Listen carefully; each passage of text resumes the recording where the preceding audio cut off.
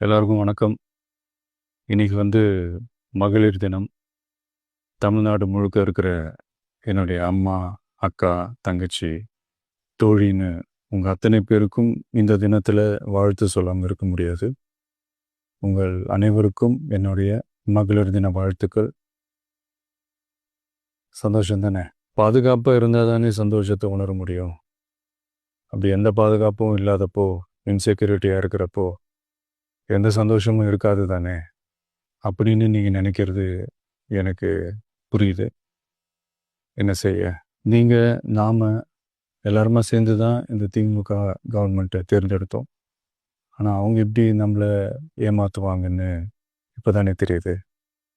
எல்லாமே இங்கே மாறக்கூடியது தானே, மாற்றத்துக்கு உரியது தானே. கவலைப்படாதீங்க. 2026 நீங்கள் எல்லாரும் சேர்ந்து, இல்லை நாம் எல்லாரும் சேர்ந்து இந்த மகளிருக்கான